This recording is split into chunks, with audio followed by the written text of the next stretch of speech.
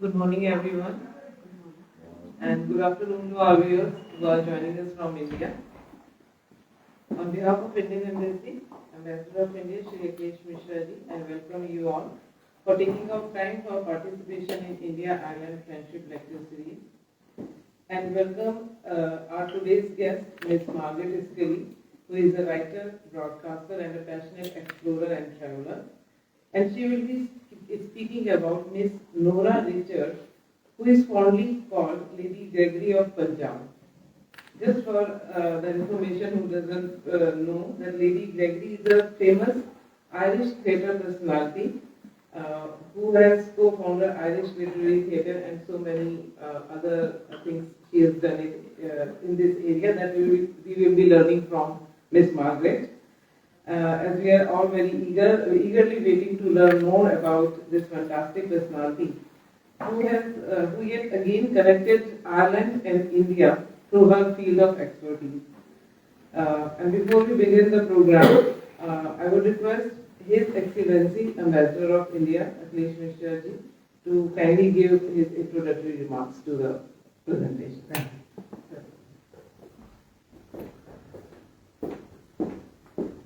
Namaskar, a very warm welcome to all of you to the Indian Embassy, and also my warm greetings to all friends who are connected with this program virtually.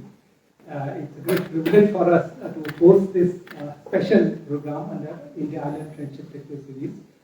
This lecture series was launched in 2022 to mark 75 years of India's independence and also coinciding with 100 years of Ireland's independence.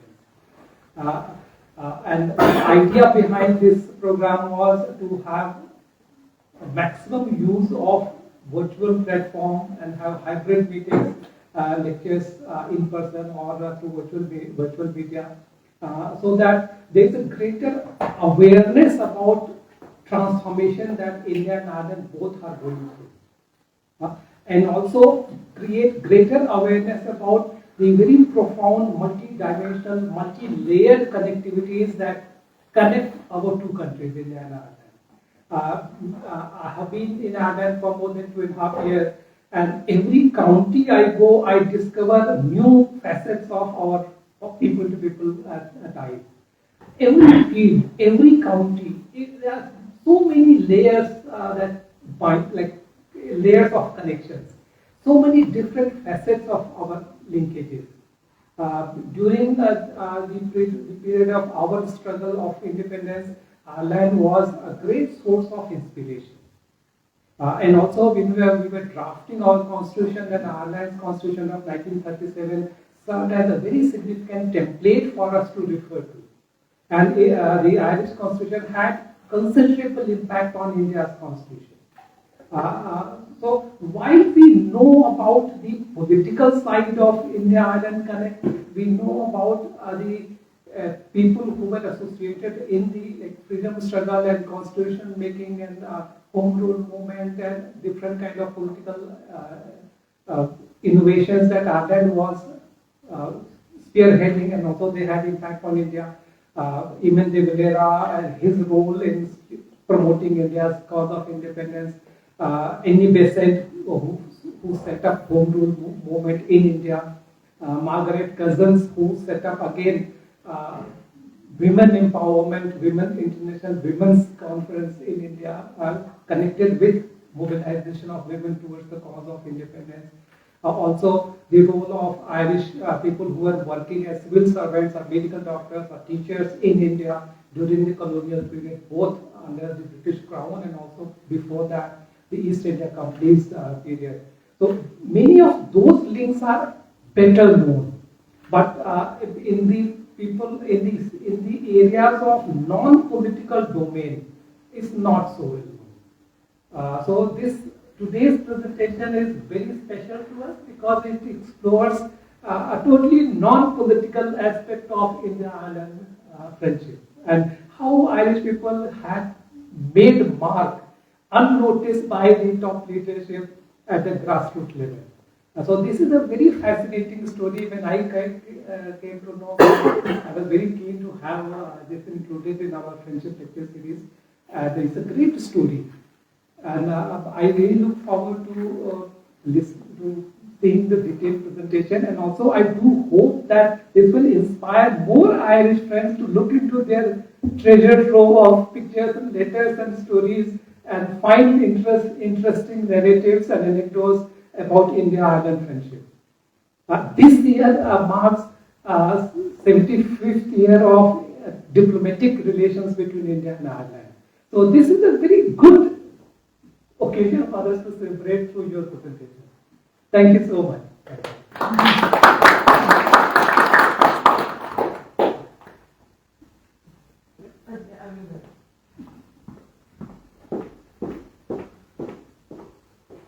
Thank you so much, sir, for your wonderful words. Now I will request Ms. Margaret to share his experience and learning about Lady Gregory of Punjab with us. Please.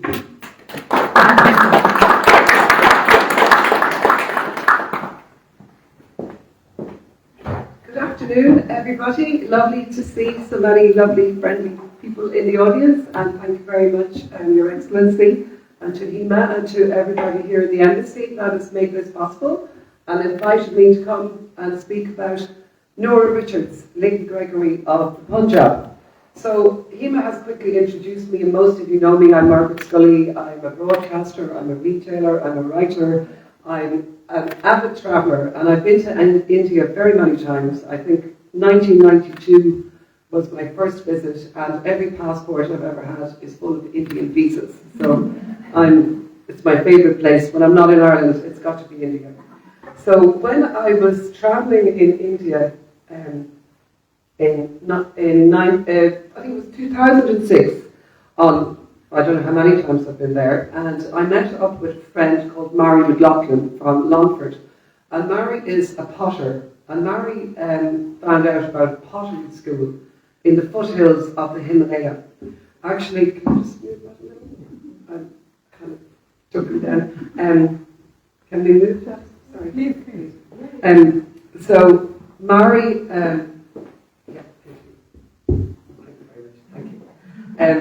so Mary went off on this little pottery course. It was only an hour away from Dharamsala. Dharamsala is somewhere that a lot of people know about. It's the home of the Dalai Lama, a very popular tourist destination for Indian people, for followers of Tibetan Buddhism, and for Westerners alike. So it was no distance away. So Mary got in touch and said, "You'll have to come over to this pottery school and meet these people and see this place. And if you bring me along," the next slide, please. Yes, so that I'm just telling you about, I went over to Palampur.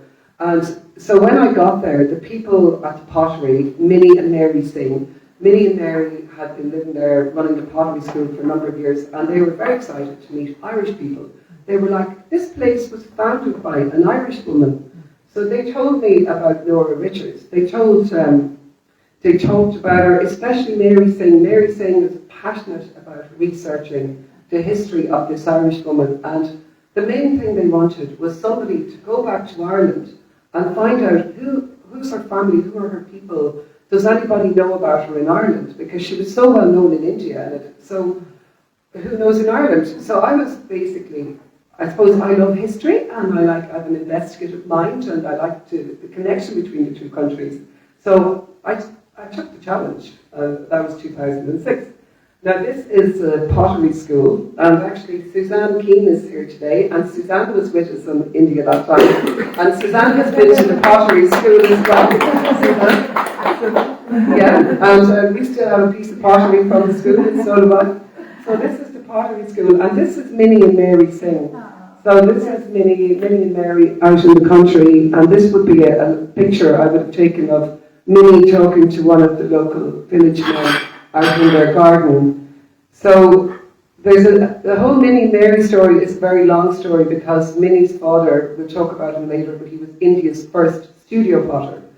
But so basically they were, as I said, they were very, very enthused that an Irish woman had come, and I could possibly help them, because they have this famous Irish woman. She'd founded an artist colony, she'd founded Punjabi Theatre, she was a human rights campaigner, She was a member of the Indian independence movement, and she was known as Lady Gregory of the Punjab.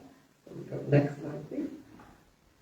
So my search for Norah Richards, I came back here and I would have gone into the National Library on Kildare Street, and at the time all I had was Norah Hutteman.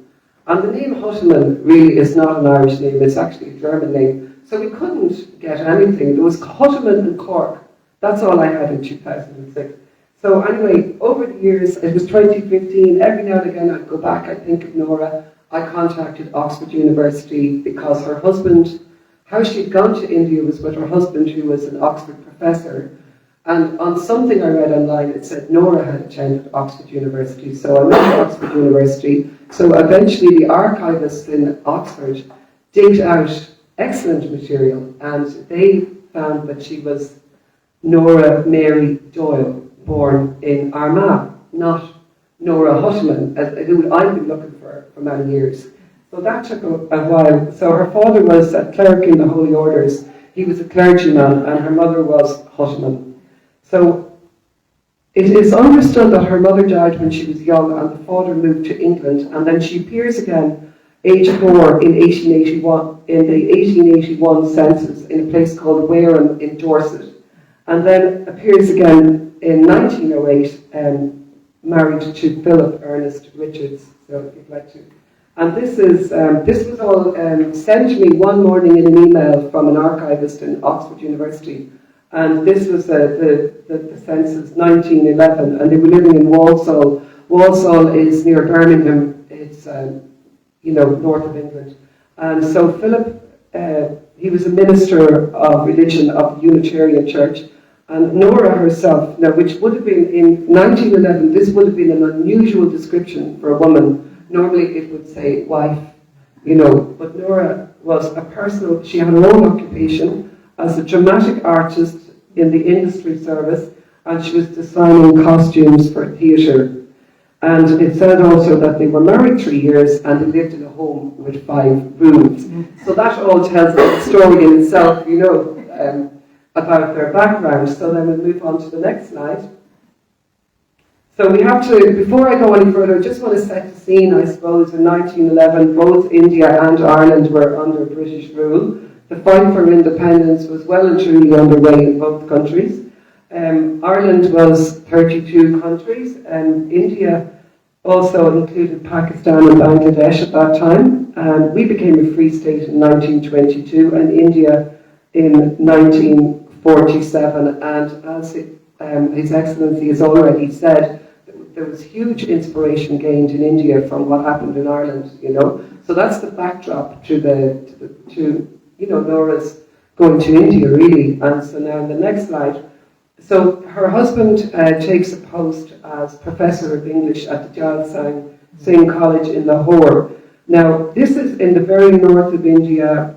For people who've been there, this area here is Himachal Pradesh, and that is where the Dalai Lama's house is, and that is where Palampur and Andretta, where Norah ended up. But I believe that was once part of the Punjab at that time. In that time. So basically, I have a record of all of this from the writings of Norah's husband, which I'll go into later. But so basically, they set sail in August, and he started work in Lahore in 1911. And but we have the map of India here somewhere. Okay. Oh, we have it down the back there, the same map of India. Yeah. So that was just to show the area of India. So we're up here in this region.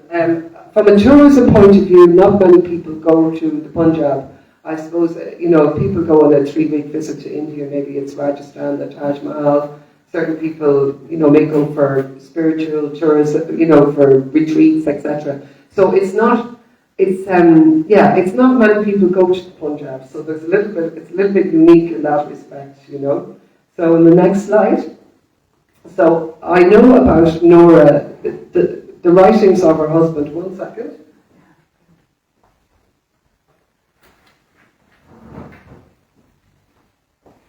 Norah's husband wrote for a number of papers. He also wrote for a number of magazines, and this is a book of his letters. and letters he wrote to people, and from before they went to India. So through this, it's called Indian Dust, letters from the Punjab, and through this we have all the information that I'm sharing with you here. So in 1911, Norah is supremely happy here. She's wandering around the labyrinth bazaars in the narrow city, purchasing beautiful things of everyday use with a crowd around her. And then in 1912, this is an interesting one, Norah is going to get rid of her cook and do her own cooking. This would not have been normal for the wife of a professor at all. You know, they would have been known as the Memsab, and they would have had cooks and servants and people to do everything for them. But Norah liked to get stuck in and do her own stuff. And then he talks in 1914 about one day finding her sewing on the veranda with somebody fanning her, you know. And he just says about the transformation of a simple village lass into a Memsab, you know. So we've lots of evidence that the couple, both Philip and Norah, absolutely adored India. They completely fell in love with the Punjab and embraced that side of life more so than being colonials and connecting more on a colonial level, which other people may have done at the time. So now in the next slide. Yeah, and during the hot season in India, a lot of people leave the cities and the plains and go somewhere hot. And in the book we have great stories of their adventures. They went on so many fantastic trips, like jaw-dropping trips actually. And Norah was a very good horsewoman, and she seemed to be on horseback herself, and for days on end at times. So these are some of the places they went to, the Kashmir, Sonamarg. They have great stories about meeting all the pilgrims at the cave of Amarnath, Vimtal, Kasuli, Dalhousie, and they would have been popular hill stations anyway. You would have had a lot of the English all moving up to the hills in the summertime. But they had wonderful adventures, and they described them with such great detail. I mean, they go, a lot of the travel is on Tonga, which is a horse and cart basically. And then on one trip they went up to Kashmir, and Norah decided she didn't want her horse and cart anymore for this trip, and she wanted a houseboat. And he describes the beautiful interior of the houseboat, that it was as nice as their bungalow back in Walsall, you know. So they absolutely enjoyed the scenery, the place, the people. They were at home very fast in India. So now we go to the next. So yeah, Norah starts in theatre. So in 1911, which was in November, they only got there in September. So she barely hit the ground, and she's already decided to get a theatre going, you know. So she's not one for lying around doing the Memsab thing at all. And so we have records of all of this. This is well documented. Punjabi University in Patiala in the Punjab, numerous students have studied Norah, written theses on Norah. I was a few years ago contacted by a student from London, Ontario in Canada, who's written a PhD on Norah Richards. So Norah Richards is well documented in India, so that's why all you Irish people, I don't want to bore you with too much detail, but I just want to share the impact this lady made in India, you know. So she found this little theatre. In 1914, she wrote to Lady Gregory requesting permission to stage her plays. And the letters are actually hilarious, you know. They're basically, we've no money, we didn't take money out the door, we'd like your permission, but we were not in a position to pay. And so she's very clear on her financial status at all times, but she wants to do things right, you know. And she actually, she founded this Saraswati Stage Society and wrote to Lady Gregory a second time to let her know about this. And so if you move to the next slide, please.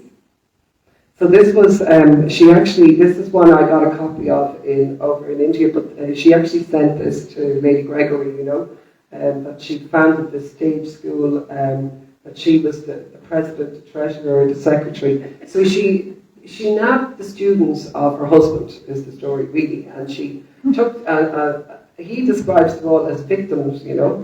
They were all her victims.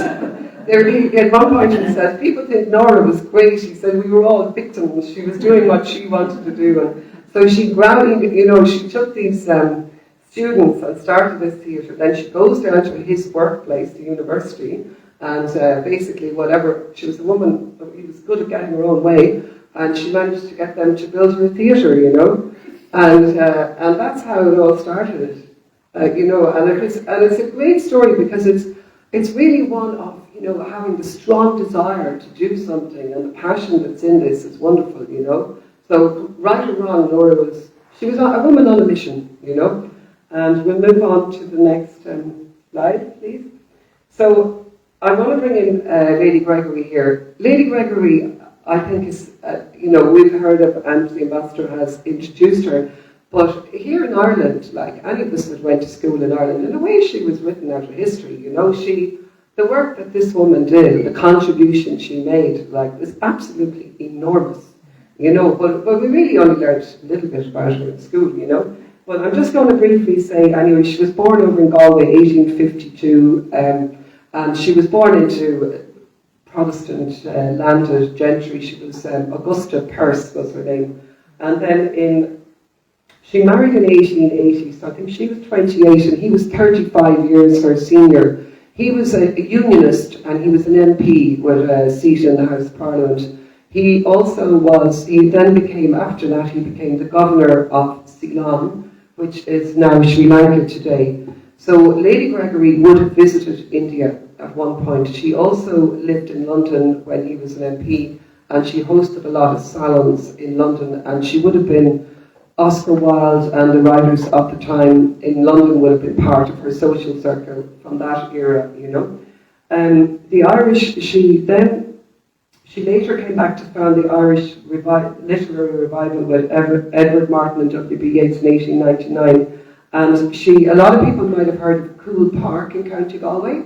That was her home, and at Coole Park she would have hosted Yeats and Synge and George Bernard Shaw, and she really was a huge patron for them all. She provided a space for people, she brought them all together, and she nurtured so much of the Irish literature that we know today. And then she went on to found the Abbey Theatre in 1904. But part of the thing with Lady Gregory was she turned from unionist to nationalist, at one point. So she actually was a fervent unionist, and her husband was a fervent unionist as well. But he died, they were married 12 years, and so she was widowed then from 1892, I mean, she really was sad at the loss of her husband, but her life completely changed after that. So if we can go to the next slide. This is a picture of her house in Coole Park. Unfortunately, it had to be demolished in 1941. And if we go to the next slide. Now, sorry, it's a very bad quality picture, but this is a tiny little cottage. It's known as Synge's Cottage, and it's on the island of Inishmaan in the Aran Islands. If anyone knows the Aran Islands, a beautiful little islands off County Galway. This little cottage is, you go in the door. I got extremely lucky. I was visiting in Inishmaan, and I went out for a walk, and the owner of this cottage happened to be home from London, and the door happened to be opened. So I happened to go in and knocked at the door, and it was such a beautiful experience because inside the door there's the old traditional hearth and the fire. She had a few sods of turf on the fire. And there was a few academics there visiting, because there's a sign outside saying this was the actual start of Irish as an academic subject in UCD. So the first professors of Irish went to Inishmaan and learnt Irish in this tiny little house in Inishmaan. So I didn't know that until I was walking there that day and happened. But it was so amazing. So I got to sit in on the hob, the fire, and listen to the stories with a couple of other people. But Lady Gregory went here, and she went over there, and I think it was maybe 1893, and she would have had to go in a rowing boat, Curragh, this would have been no easy feat to get to this little house. But inside the door, there's one room down the other end, and that's the room that Lady Gregory stayed in, a very tiny little room. So, I mean, she had a huge interest in even though she was from the aristocracy, she'd been in London, all her experiences, but she really connected with the Irish people. But this is all goes back to when she was a child and her nanny. She was very close to her nanny, and it was her nanny inspired her with the stories of the folk she didn't know really, you know, because they weren't in her circle. So she went, stayed over here and started to learn the Irish language, you know. And if we go to the next slide, please. I was just going back to Philip's letters, and I've already referenced them. So he takes us along on the journey. So parallel to Lady Gregory's at home, and the Abbey Theatre is up and running, and then Norah and Philip are out in India, and the political situation was quite dire for some of the time. In 1919, there was probably one of the worst atrocities that ever happened when the Amritsar massacre, you know. If anyone has seen the film Gandhi, a lot of this is documented in that movie. And then in 1920, tragedy strikes for Norah because her husband died suddenly. He literally went to the train station to meet somebody, came back, got a fever, and 10 days later he died. So Norah had to leave India. She had no choice. It was all over now. She had no husband, she had no drama school, and she had to set sail back to England. So if we go to the next slide, please. Yeah, she had no choice but to leave. So we don't have great accounts of what Norah did in London, but I do know that Philip's sister was living in London, and she was a very fervent suffragette. Norah apparently got a job as an usher in a cinema, and they showed a film depicting India from a colonial perspective, and she was extremely cross with this, and she slashed all the seats in the cinema. And this landed her in Holloway Prison. So she did a stint in there. But the thing about Holloway Prison during that era, Constance Markovich did a spell in Holloway Prison, as did many great women at that time. So it wasn't, she probably got even more inspiration in there than she probably would have, if she hadn't gone there. I have gone to the London Archives, and it's a long and hard work looking through all the women admitted to prison back in those days. And I didn't find Norah, but my God, it's incredible reading to see the amount of women that were imprisoned, in the 1920s in London. But anyway, Norah, she did her stint in prison, and she got herself back to India. So we think she got back in 1924. Most of this account now I've got from Minnie and Mary Singh, are the couple with pottery in Andretta. So this is from the Andretta side of things. So she came back to the Kangaroo Valley, and she rented a small house, and she resumed connection with all of her students, and she started the drama school again. And then at some point, a departing British man called Mr. Parker left her 15 acres of tea plantation for a nominal sum of 100 rupees. And at the time, there'd been an earthquake in the area in the early 1900s, and there was, at this stage, the independence movement in India was really stepping up, especially after the Amritsar massacre, so a lot of English people were getting nervous, so there was people were on the move for various reasons. But anyway, Norah ended up with 15 acres, so this was amazing, because she wouldn't have had anything. She was a woman of, she wouldn't have had, she ended up losing her husband, had no house. Everything she had was based around him. And she went back to England, got herself back to India, and now she's got 15 acres. So on the 15 acres, she built herself, we can go to the next slide, an adobe mud house for herself and other little adobe mud houses. She built an outdoor theatre. She divided the land into plots, and she sold the plots to various artists and people of note, actually, in India at the time. So she had all these little plots of land, and she managed to get people to buy these plots of land. And there was B.C. Sanyal, father of modern art, Frida Bedi, Guru Charan Singh, India's first studio potter, that's Minnie's dad, Sobha Singh the artist, and Prithviraj Kapoor. Now, if you can bring me to the next slide, please. So this This man also was very key to the whole thing, Ishwar Chand Nanda, known as I.C. Nanda. This was Norah's first student. This was her #1 student from her days in Lahore. So in her absence from the Punjab, he continued her tradition and he kept the theatre movement going. So it was actually quite vibrant by the time she got back. It never went away. It stayed going. So if we move on again, next slide, please. Balwant Gargi, he spent a lot of time at Andretta, and he's a very well-known Indian actor and Punjabi dramatist. And then the next one, please. This is a picture of Minnie's father, Gurcharan Singh. He's the founder of Delhi Blue Pottery, and I just brought this book along. This is a book on Delhi Blue. And this book was written by the lovely Mary Singh, wife of Minnie Singh. You know, Mary's actually English, and Mary wrote this lovely book. And this is a great book, actually.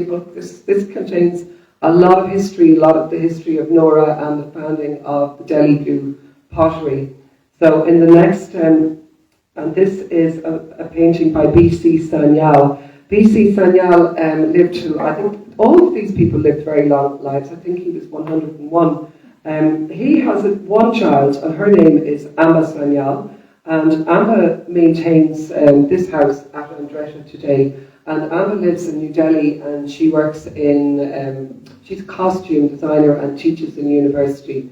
And I met Amba Sanyal in 2016 twice, and I had wonderful conversations with her because as a child, she was always up there every summer.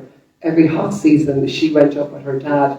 But one of the stories she told me was her remembrance of it. So they were living in New Delhi. They would pack pots, pans, the cook, the servants, and it all had head off to Pathankot. And that Pathankot, they would board the Kangra Railway. The Kangra Railway is the most beautiful narrow gauge railway that literally travels all along underneath the foothills of the Himalayas. So you've got the backdrop of the snow peaks and this beautiful little railway, but she describes the journey with Prithvi Raj Kapoor. And Prithvi Raj Kapoor in India, a lot of people know because he's very associated. He's the founder of Bollywood movie industry and one of their finest actors. But she said he was such an amazing character, and he would be there with his family and his gang. Now, this train stops at every little station. It's not for people in a hurry. It takes ages to go on this train. But she said at every platform they stopped, Prithvi Raj Kapoor would get out and everybody would come to see him, and he would buy chai for people and tell stories. And she said it was like a festival on the move, she said, every year, this annual journey to get up to Andretta, you know. And then when they got to Andretta, each one of them had their assigned little plot that they purchased from Norah, and they had their tiny little mud houses. These houses were small, so there were no proper bathrooms back in those days. So there was, for each house had its own long drop toilet, which was a hole dug in the ground outside. So that was the facilities for the time, you know. But she said after they would leave at the end of that season, Norah always planted a tree in the toilet spot. So when they'd come back the next year, there'd be another tree, there'd be a tree growing, and then so the trees all grew out of their visits, you know. But that's the kind of thing Norah did. And so this was most unusual. I mean, the village people thought this was bizarre. This is people going backwards, not forwards, you know. For the time, this would have been, you know, quite an unusual thing to be doing. But anyway, that's one of the stories I got from Amba Sanyal when I met her in New Delhi. And the next slide is, this is the Mirage Guest House, and I stayed here before. This is one of the original mud houses, now converted into a luxury boutique hotel, a very nice place to stay, run by Dennis, a man from New Zealand actually.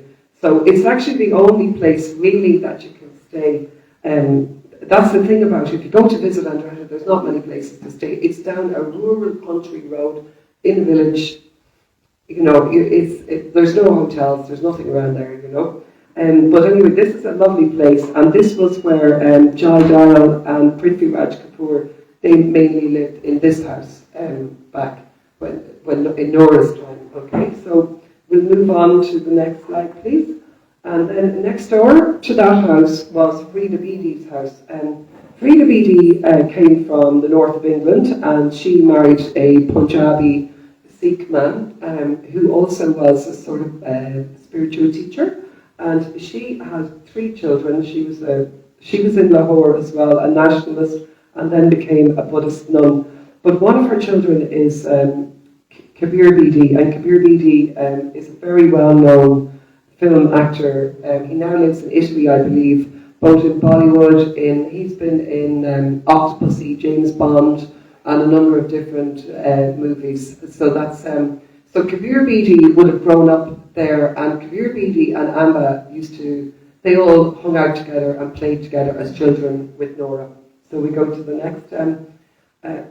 So this is just showing, that's a picture of the Prithvi Raj Kapoor, the man who bought chai at the train stations and entertained everybody. And this man moved to the area as well. This is Sobha Singh. He stayed for 39 years, and he's a renowned painter of Sikh gurus. And he lived up the road, and his house is still there, and the studios, and you can go in and see his paintings, and there's a big statue of Prithvi Raj Kapoor outside as well. So that's all still there. And this is Harcharan Singh. I met his son, Harbuk Singh Latta, who's a film director, when I was over there. But he was one of the students as well, and he basically was one of the founders of the faculty in the Punjabi University, the theatre faculty. So he was the one who really encouraged Norah to, when she got older, that she would leave some of her belongings to the university. So he was a major player in that. So to the next one, Norah's death. Norah died in 1971. This lady here is known as, this is Tenzin Palmo. Anybody who knows Tibetan Buddhism will know of Tenzin Palmo. Tenzin Palmo also lived in Andretta. I think she may have been in Frida Beattie's house. But she told me she was walking down the little lane and Norah was sitting on her balcony. And everybody I've met describes Norah as this curled finger. Come here to me. And so Norah was there giving her the finger, and Norah called her over and said, "Would you like some firewood?" And Tenzin said, "Yes, I would." And she said, "Please come back in the morning." And so when Tenzin came the next morning, Norah's servants were in a state of disarray. Norah was after dying. So she actually attended to Norah at her death and laid Norah out, you know. And Tenzin Palmo herself, she's got her own nunnery now in up in Beer, I think, not far from this area as well. So she, so this just shows all of these people that Norah was surrounded with are people of great note over in India and the Punjab, but we know nothing about them here. So that's why I'm sharing this with you. And that's just an obituary that was written about Norah by Harcharan Singh as well from the university. And this is the Punjabi University in Patiala. I went to visit myself in 2016 because I suppose I heard so much about it. Norah left her house and her amphitheatre and a little bit of land to the university when she died. She left all her belongings, all her papers, all her writings, stuff like her glasses, her hair, her membership of the Indian independence movement. A lot of her documents are in that university. So I wrote to the university and I had a wonderful reception, and I was very honoured to be invited by the Vice-Chancellor to the university. And while I was there, Chandigarh is maybe an hour and a half's drive from Patiala, something like that. It just happened that there was, in the theatre in Chandigarh, there was a play on the life of Norah Richards was being performed in Punjabi. And so the university said they'd like me to go and see the play. So off we went to Chandigarh with this this beautiful woman called Sunita Deer was my escort for most of my journey there. And off we went to the Chandigarh. But I took this photo myself while I was sitting in the audience because I didn't understand Punjabi. So Sunita was whispering the key elements to me. But I thought this was wonderful to see the picture of Lady Gregory for me, that was a moment, you know, to see Lady Gregory, even though I didn't understand. So this is the lady that's playing Norah, and just, you know, and I just miraculously still have that picture. So this was taken 2016 in Chandigarh. So next, so this is a picture of Norah's house in 2018, and this is, yeah, it's a mud house, but it's a little bit big. It's not, you know, the rooms are quite small inside. I've been inside. I mean, it's you know, it's delicate now. So a lot of people used to gather here on the balcony. So this was a great meeting place for conversations for all visitors coming through Andretta. And then the next so, to conclude it all, I just want to say that today, Andretta, like I found Andretta and I found Norah, if any of you have the inclination ever to go to India, you too can find Andretta. And here's the information. They still do pottery courses, and you can do walking and talking. If a lot of talking goes on in Andretta. There's yoga holidays, there's Soba Singh's gallery, and it's on the edge of Palampur, which is a famous area of tea plantations. And there's also, as I showed you the picture before, there is luxury accommodation at the Mirage Andretta. Now, it's also possible, it's very easy to stay in Dharamsala. Like Suzanne and I we'd go over in a taxi, you know. So it's very easy to visit, and they're very lovely, and it's a lovely place to see. And Minnie and Mary may or may not be available, but it's lovely to go to Andretta. And then I just want to say thank you to the university. Punjabi University played a huge part because they backed up and gave me so much more insight and depth to Norah's life and the significance and importance of her contribution. So these were the people that Dr. Jaspal Singh, Professor Sunita Deer, Gurmeet Man, and the visit to Chandigarh. I stayed on the campus in the guest house. And then they actually wanted me to stay. They have a lodge at Andretta that they built for the students. So I had a hair-raising journey to get there. But anyway, I arrived alive, and I stayed in the lodge alone with myself and next door to Minnie and Mary. So it's quite strange that I was now a guest at the university next door. But they had a chowkidar, you know.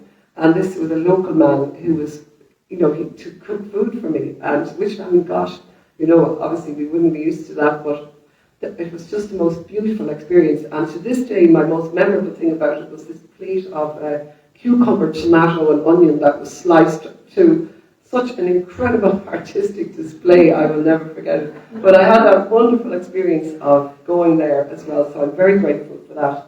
And also thank you, of course, to Your Excellency, the Ambassador here, and to all the staff in the embassy, to Hema and Raj, to the Oxford University archivist, the Abbey Theatre archivist, Mairead Delaney, managed to find the letters to Lady Gregory and connected me with the New York City Library, that's where the letters are, and the Punjabi University. And of course, most importantly, is Minnie and Mary Singh. I mean, Minnie and Mary Singh have stayed and lived on that land, in that place, since Norah Richards died. They're the ones who have solidly carried the mantle. And because Minnie's father knew Norah, Minnie would have met Norah, so they have really kept that alive in that place. And I just put there, may the potter's wheel keep on turning, because it has been some job for them to maintain that pottery and to keep that going. And so yeah, just to thank everybody for coming along today, and for all the people who've joined in online and who've shared enthusiasm for this project. And I mean, it's an absolute honour for me to do this, because this is the first public recognition of Norah ever in Ireland.